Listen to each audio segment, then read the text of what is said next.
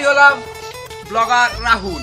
আজকে আমি আপনাদের নিয়ে চলে এসেছি আমাদের খসেল ভাইপারের জাপানি বিরিয়ানি খাওয়াতে। তো দেখুন বন্ধুরা, এই যে বিরিয়ানি কেমন কোয়ালিটি। আর দাদা আপনি কিভাবে বিরিয়ানিটা দিচ্ছেন? আমি দিচ্ছি হচ্ছে আনলিমিটেড আলু আর চাল। একদম দেখেছেন তো একদম ঝরে ঝরে পড়ছে। হ্যাঁ ঝরে ঝরে পড়ছে চাল। হ্যাঁ এটা দিচ্ছি এক পিস। এই যে মাংস দাদা, এই যে দেখেছেন মাংসের পিসটা দেখেছেন তো শিক্ষিত মুরগি দাদা, এটা শিক্ষিত। আচ্ছা আচ্ছা দাদা, এটা কিরকম ধরনের মুরগি? এটা কি মানে ব্যাপারটা? শিক্ষিত মুরগি স্কুলের আশেপাশে বড় হয়েছে। আচ্ছা, এটা কি দামটা কি আলাদা হয় নাকি? না দাদা, এটা দামটা আলাদা হয় না, দামটা এক, কিন্তু এটা শিক্ষিত মুরগি। আরে ঝরে ঝরে পড়ছে। দাদা আমাকে এক প্লেট দেবেন। কত প্লেট কত? আমি দাদা খান আগে খেয়ে বলবেন। এই যে আমার ওই আমাদের যদি খারাপ লাগে আমি টাকা নেবেন না? না একদমই নেবো না, আমার ওরকম কোনো চলবে না। ভালো লাগলে অবশ্যই। দেখুন বন্ধুরা, বিরিয়ানিটার কোয়ালিটি দেখুন, রাইসের আর মাংস। এটা আবার শিক্ষিত মুরগি আছে একদম।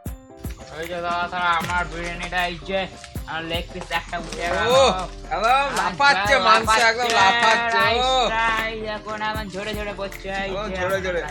বন্ধুরা দেখতেই পাচ্ছেন, দাদা আমায় বিরিয়ানিটা আমার সার্ভ করে দিয়েছে শালপাতায়। দাদা শালপাতায় দেওয়ার রিজনটা কি হতে পারে? দেখুন আমি সত্যি কথা বলতে, আমি প্রকৃতিকে ভালোবাসি। আমি প্রকৃতির কোনোদিন নষ্ট হতে দেখতে পাই না, তাই আমি শালপাতা ব্যবহার করি। আচ্ছা, এটা খুবই ভালো বন্ধুরা। আপনারা কমেন্টে বলবেন এই জিনিসটা ভালো না খারাপ দাদা করেছে।